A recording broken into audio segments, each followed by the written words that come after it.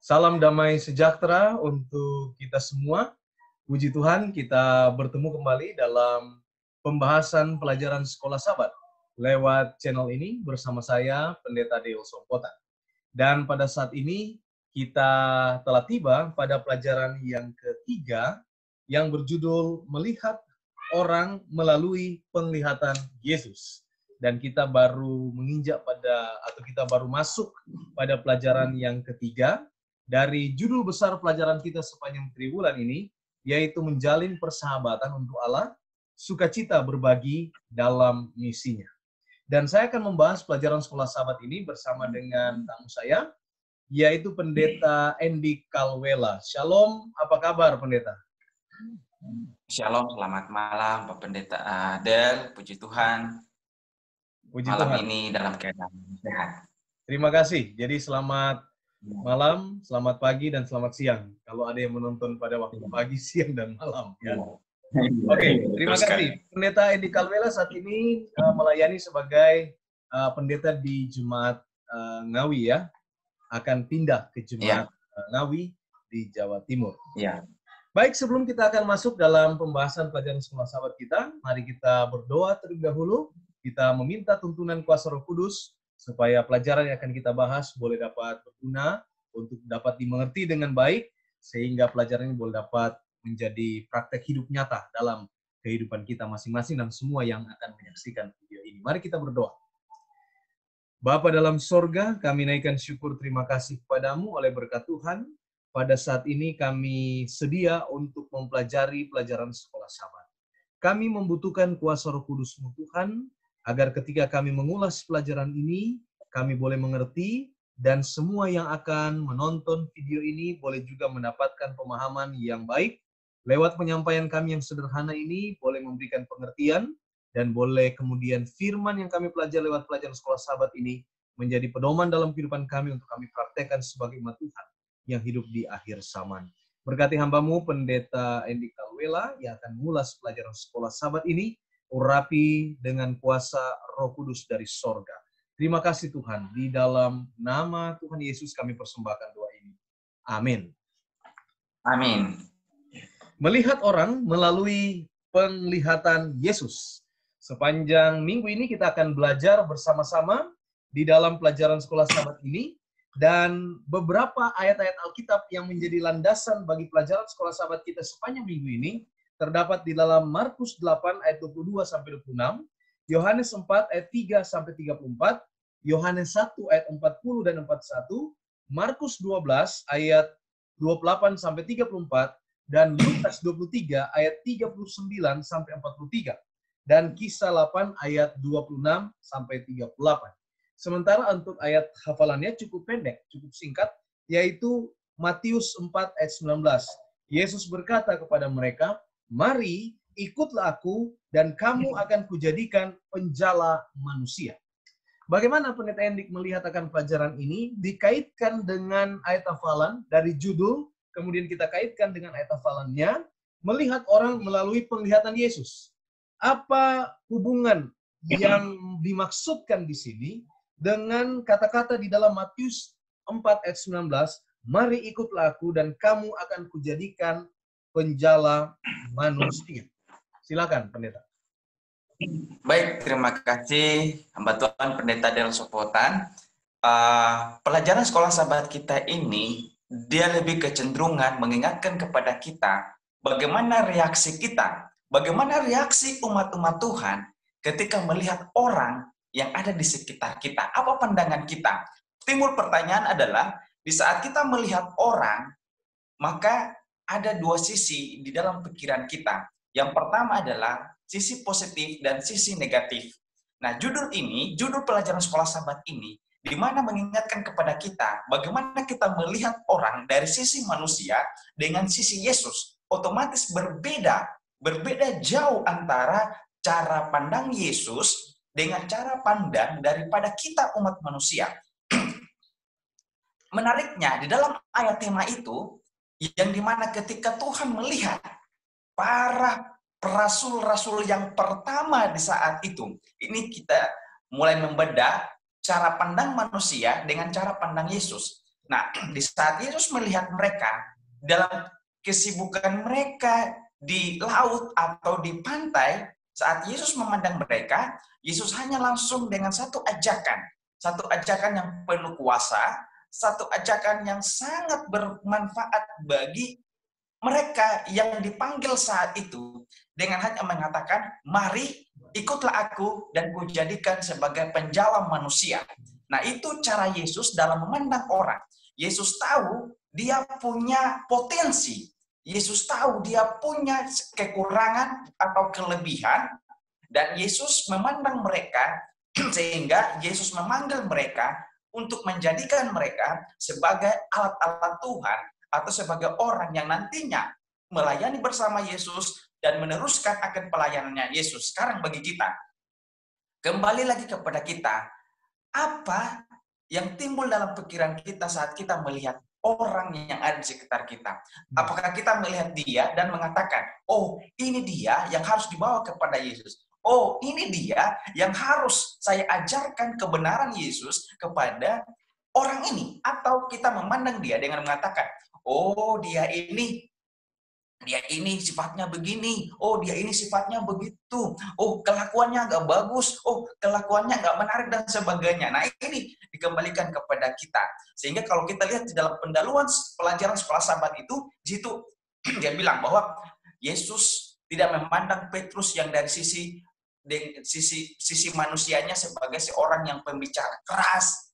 Terus di situ lagi Thomas yang dari sisi manusianya sebagai seorang yang ragu-ragu, tapi dia bilang bahwa dia ada juga tokoh-tokoh Alkitab yang lain di situ, ada juga wanita yang yang mengikuti Tuhan, yang percaya. Terus ini dia bilang di situ, saya senang sekali kalimat pertama dari pendahuluan sekolah Sabat itu, dia bilang bahwa Yesus adalah tokoh dalam memenangkan jiwa yang paling unggul. Bisa dilihat di situ, yang paling unggul.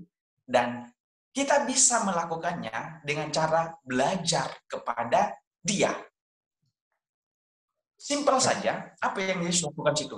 Dia pergi ke jalan-jalan yang ramai, jalan-jalan yang sempit, lorong-lorong yang sempit. Dia melihat orang, dia memandang orang, dia tahu mereka punya kebutuhan saat itu di dalam melayani. Nah, saya tertarik pada kalimat terakhir pada pelajaran yang pertama, pendahuluannya itu kalau diperhatikan situ apa yang dikatakan situ, dia bilang bahwa keselamatan. Jadi Yesus memandang mereka, Yesus menggunakan mereka dengan satu tujuan apa? Untuk keselamatan mereka dan keselamatan orang lain. Nah, bagi kita saat ini juga, bagi kita semua adalah Tuhan mengajak kita adalah saat kita memandang orang, kita melihat orang, bukan berarti kita fokus kepada dia punya kekurangannya, fokus kepada kelebihannya, tetapi kita melihat dia bahwa dia ini yang harus kita kenalkan akan kebenaran Tuhan kepada mereka. Nah, itu dari bagian pertama yang bisa saya sampaikan melalui dia punya judul pembahasan dengan kita punya ayat tema pada saat ini. Kira-kira begitu, Pendeta. Terima kasih, Pendeta Endi. Jadi kalau kita melihat bahwa benar apa yang diulas tadi, bahwa Yesus ini adalah seorang pemenang jiwa yang sangat unggul. Dan dia selalu melihat orang untuk dia menangkan kepada Tuhan. Namun kita bisa mempelajari lebih lanjut juga bahwa ternyata Yesus memang dia mengajak orang secara frontal seperti di ayat hafalan ini, mari ikutlah aku, kamu akan kujadikan penjala manusia. Tetapi ada juga beberapa penuntun yang lain yang kita lihat lewat pelajaran sekolah Sabat ini, bagaimana Yesus menggunakan metode-metode bagaimana menghadapi orang, bagaimana menginjil kepada orang. Dan contoh yang kita temukan di sini yaitu yang pertama saya melihat adalah menggunakan metode mujizat, ya. Dengan mengadakan mujizat, maka Yesus juga sekaligus menginjil. Yang kedua, apa yang sudah diulas juga tadi, bagaimana kita melihat orang secara positif saja semuanya, ya. Menerima orang apa adanya, ya. menerima semua orang apa adanya. Walaupun dia jahat, kita terima saja dia apa adanya dan kita jadikan dia sebagai target untuk penginjilan kita. Lalu kemudian menarik juga untuk dilihat metode yang lain, yaitu disampaikan di sini contoh daripada Andreas, bahwa Andreas ini kan orang yang mula-mula memanggil akan teman-teman atau saudara-saudaranya untuk datang pada Yesus. Jadi ada satu pelajaran di sana bahwa Yesus juga ingin menekankan untuk kita memulaikan kegiatan penginjilan itu atau metode penginjilan itu dari mana posisi kita berada. Boy, mungkin kita saat ini berada di posisi strata sosial tertentu, ya mulaikan saja dari sana. Kita dalam posisi kerohanian seperti ini, mulaikan saja dari sana. Jadi mulaikan saja dari starting point masing-masing, dari situasi dan kondisi kita masing-masing.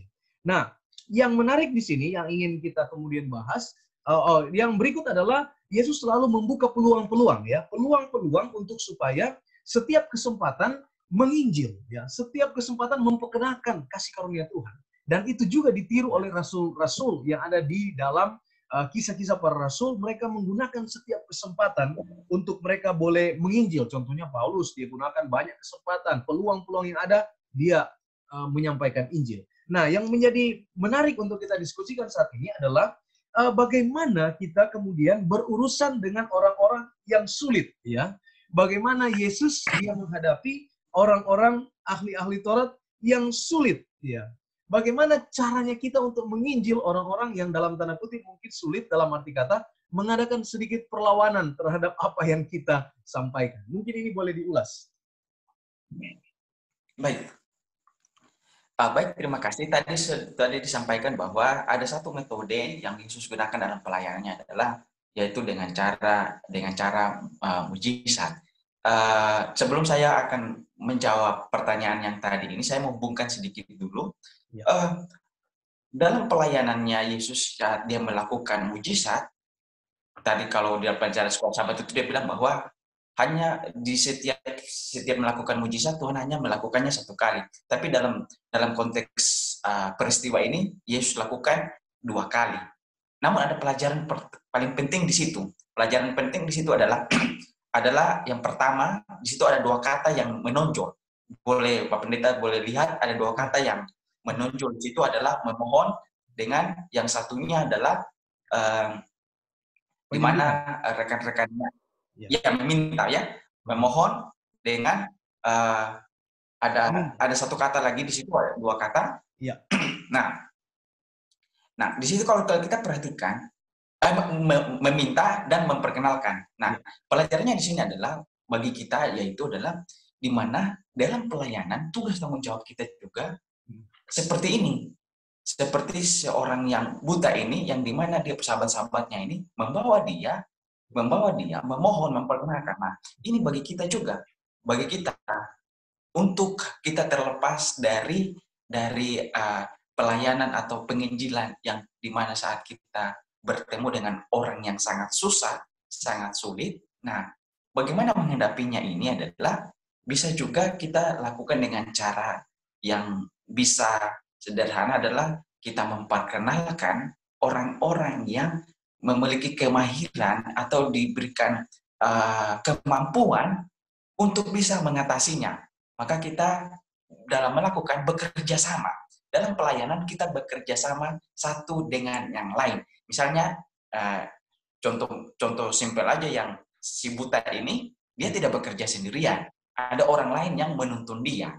Nah, dalam pelayanan kita yang tadi saya sebutkan itu, Yesus saja dalam menghadapi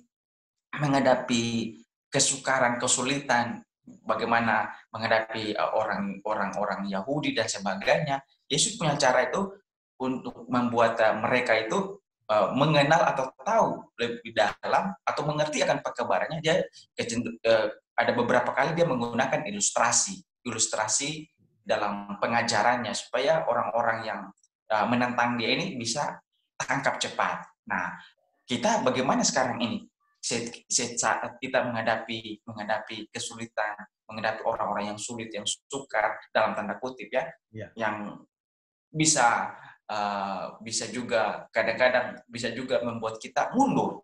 Nah, penting di sini adalah bekerja sama.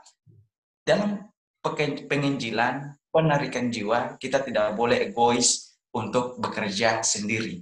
Jangan sampai kita dalam tanda kutip ini ya, jangan sampai kita mau berlomba-lomba untuk mencari nama di daerah atau di konflik dan sebagainya, sehingga mau bekerja sendiri. Itu yang nggak boleh. Kita harus bekerja bersama-sama. Dengan tujuan apa? Mempermudah kita semua satu dengan yang lain di dalam melakukan pelayanannya. Makanya fokusnya di sini adalah fokus dalam pelajaran sekolah sahabat ini, di mana dia mengingatkan kita menggunakan metode cara Yesus di dalam penginjilan dan di dalam pelayanannya. Namun harus diingat bahwa Yesus memang menggunakan ada juga metode dalam mujizat, tapi kita tidak seperti yang lain yang ada di luar sana yang mempromosikan pertobatan itu dengan cara mujizat. Kita tidak seperti itu. Kita membawa orang dalam sebuah pertobatan, yaitu dengan cara memperkenalkan kebenaran yang ada dalam Alkitab kepada mereka untuk mengerti. Kita tidak mempromosikan sebuah pertobatan dengan cara mujizat atau KKR penyembuhan. Itu bukan cara kita. Cara kita adalah mengajarkan untuk mereka tahu dan mengerti yang sebenarnya. Nah, yang berikut adalah yang bisa saya sampaikan di sini adalah dalam menghadapi orang-orang sulit, jangan sampai kita mau menonjolkan kita jangan sampai dengan pedenya mau melakukannya mau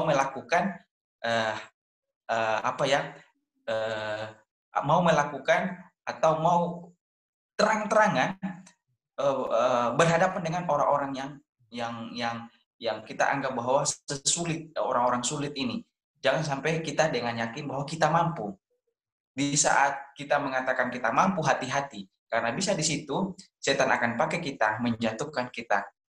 Karena zaman sekarang ini banyak orang juga belajar akan Alkitab. Zaman sekarang ini orang juga sementara menyelidiki Alkitab, dan kita harus memiliki pemahaman yang kuat. Kita harus memiliki metode dalam belajar Alkitab yang kuat, sehingga seperti Paulus katakan, jangan sampai aku ditolak. Aku juga harus belajar, jangan sampai aku ditolak. Sehingga apa? Ketika kita memiliki satu kesatuan di dalam pelayanan ini, memiliki kesatuan di dalam melakukan pelayanan Injil Tuhan, maka kita bisa memetik pelajaran di dalam buku kisah itu. Kisah para rasul, dari kisah murid-murid pada saat itu. Apa yang mereka lakukan? Bersekutu, berdoa, berpuasa bersama-sama. Mereka melakukannya secara bersama-sama. Kenapa? Karena mereka punya misi dan visi hanya satu, adalah pelayanan. Dan segala ego mereka itu dijauhkan, itu dibuang semua. Mereka semua memiliki satu tujuan, adalah untuk pekabaran Tuhan. Nah, akhir ini, zaman sekarang ini, di akhir zaman ini, sudah diulang-ulangi untuk bagi kita semua saat ini bekerja sama, bergandengan tangan, dan mau melakukan akan pekerjaan ini. Kira-kira seperti begitu. Terima kasih. Dengan kata lain bahwa ketika kita berhadapan dengan orang-orang yang sulit, maka seperti metode yang Yesus lakukan, yaitu terima saja mereka ya, terima saja dengan kata-kata yang lembut, dengan perilaku kita yang baik, terima saja, dengar saja apa yang mereka sampaikan, apa mungkin kritikan mereka atau lain sebagainya, terima saja. Hati mereka yang keras, dengan pertolongan Tuhan kita doakan akan menjadi lembut dan boleh menerima akan pekabaran. Jadi kita telah melihat saat ini, ya, kita telah melihat bagaimana saat ini kita belajar dari kacamata Yesus ya, bagaimana melihat orang lain dari kacamata atau sudut pandang Yesus. Jadi di sini kita bisa melihat seperti yang sudah disampaikan tadi, bahwa Yesus melihat semua orang ini sebagai orang-orang yang positif dan calon pewaris kerajaan sorga, dan mereka harus untuk diinjili. Dan tadi sudah dikupas panjang lebar oleh Pendeta Endik bagaimana ulasan-ulasan tentang melihat dari sudut pandang Yesus. Mungkin di bagian akhir ini boleh kami memberikan sedikit kesimpulan dari apa yang sudah kita bahas sepanjang beberapa menit ini menyangkut pelajaran sekolah sahabat kita dengan judul Melihat Orang Melalui Penglihatan Yesus. Silakan, Pendeta. Baik, terima kasih. Jadi, kembali lagi kepada kita. Kembali lagi kepada kita bahwa saat kita melihat orang, apakah kita melihat dia dengan memiliki satu sikap positif, pikiran yang positif bahwa inilah jiwa yang harus saya bawa kepada Yesus. Amin. Ataukah dengan kita mulai berpikir yang lain. Zaman sekarang, keadaan sekarang ini, manusia sekarang kita semua sementara hidup dalam fenomena keadaan dunia yang semakin sulit. Maka tugas tanggung jawab kita, walaupun keadaan ini sulit, tapi tugas tanggung jawab kita adalah bersaksi, menginjil, membawakan jiwa kepada Tuhan. Karena di situ dalam pelajaran sekolah sahabat ini dikatakan bahwa metode dalam pelayanan yang paling efektif adalah di mana kita bersahabat, menyaksikan akan kasih Tuhan. Dan satu tujuan adalah kita bisa dapat mengumpulkan akan umat-umat Tuhan, dipersiapkan untuk kerajaan sorga.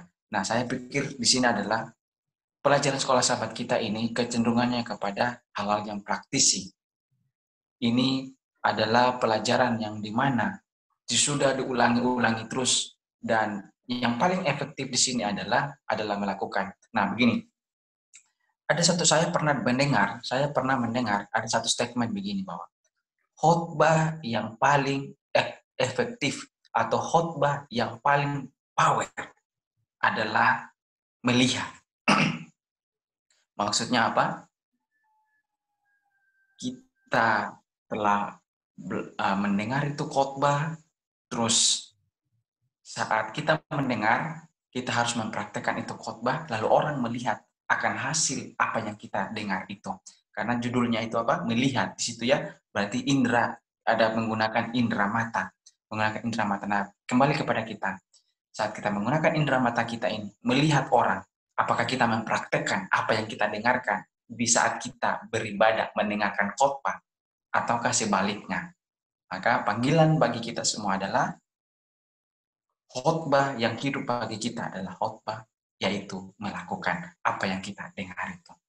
Nah, semoga ini akan menjadi satu kekuatan bagi kita semua dengan besar harapan di saat kita berada di kantor, kita berada di sekolah, kita berada di rumah, dimanapun kita berada, kita melihat orang, kita dengan iman kita katakan bahwa ini jiwa yang harus dibawa kepada Yesus. Karena kita bisa lihat contoh kecil aja, yaitu di mana Andreas dia memperkenalkan saudaranya Petrus kepada Yesus. Apalagi dilakukan Andreas ketika di dalam 5.000 peristiwa 5.000 orang yang sudah dalam keadaan lapar karena mendengarkan khotbah Yesus seharian, terus mereka lapar, terus apa yang terjadi? Apa yang dilakukan oleh Andreas? Dia bawa seorang anak kecil dan dia bilang bahwa ini hanya ada makanan ini, hanya 5 roti dan 2 ikan ini. Nah, apa yang dilakukan? Nah, tugas kita adalah apa?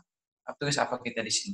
Ialah melayani, memperkenalkan orang kepada Yesus, orang-orang yang ada di sekitar kita. Buang segala ego yang ada dalam hidup kita, jangan pentingkan diri, jangan hanya berkata bahwa pelayanan ini, bersaksi ini hanya dilakukan atau penarikan jiwa ini hanya dilakukan oleh pendeta-pendeta atau misionaris atau evangelis atau PL, penginjil literatur dan sebagainya. Tapi ini adalah tugas kita bersama.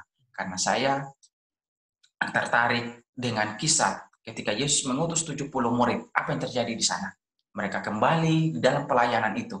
Dari pelayanan, apa yang mereka katakan kepada Yesus? Tuhan, kami senang sekali. Karena dalam pelayanan kami berhasil. Kami senang karena roh-roh iblis, kuasa-kuasa kegelapan takluk semua. Dan Yesus bilang apa? Kalau bisa dibaca dalam peristiwa kisah Yesus mengutus 70 murid itu, apa yang Yesus katakan?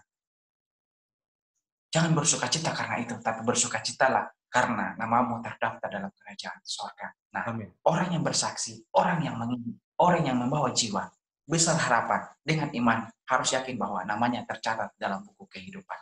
Semoga Tuhan tolong dan berkati kita semua melalui pelajaran sekolah sahabat ini. Amin. Terima kasih Pendeta. Bolehkah kita akhiri dengan doa? Pendeta Endik boleh berdoa untuk pelajaran ini. Mari kita berdoa. Kita satu dalam doa. Terpujilah Engkau Tuhan Allah kami di sorga untuk kasih dan kemurahan Tuhan di dalam kehidupan kami. Kami datang pada Tuhan menyerahkan kehidupan kami ke dalam tangan. Memohon bila Tuhan ampuni kami dari setiap pelanggaran noda dosa kami. Sehingga kami boleh mendapatkan rahmat pengampunan daripada Tuhan. Oh Tuhan kami di sorga, kami mohon pada Tuhan biarlah pelajaran sekolah sahabat pada minggu ini akan menjadi satu kekuatan bagi kami semua untuk mau menghidupkan, untuk mau melakukan akan firman Tuhan, mau bekerja, mau melayani Tuhan. Biarlah pandemi ini tidak akan menghalangi kami untuk melayani Tuhan. Izinkan Tuhan agar kami semua dijaga, dilindungi oleh Tuhan di tengah-tengah pandemi ini. Luputkan kami semua Tuhan, agar kami bisa melayani Tuhan. Terima kasih banyak Bapak. Berkati hamba Tuhan Pendeta Del dalam pelayanannya, dan juga berkati akan pelayanan melalui media streaming Tuhan. Berkati agar ini menjadi perpanjangan Tuhan dalam menyampaikan akan kabar Tuhan. Terima kasih banyak Tuhan untuk segalanya. Semoga akan pekabaran firman Tuhan melalui pelajaran sekolah sahabat menjadi kekuatan bagi kami semua. Terima kasih banyak Tuhan. Kami berserah diri pada Tuhan. Di dalam nama Tuhan Yesus kami berdoa dan mengucap syukur. Amin. Amin. Baik, terima kasih Pendeta Andy Kalwela yang sudah membahas pelajaran sekolah sahabat kita sepanjang minggu ini. Bagi Anda yang baru saja bergabung bersama-sama dengan kita untuk yang pertama kali lewat channel ini, jangan lupa untuk subscribe channel ini. Subscribe itu gratis, gampang, dan mudah. Anda tinggal turun ke bawah dari video ini. Klik di sana ada tulisan berwarna merah subscribe, silakan itu diklik. Dan di sampingnya klik juga lonceng notifikasi, aktifkan semua notifikasi supaya Anda boleh mendapatkan pemberitahuan setiap kali kami mengupload video lewat channel ini. Dan saya juga akan cantumkan di bawah alamat channel daripada Pendeta Andy Kalwela.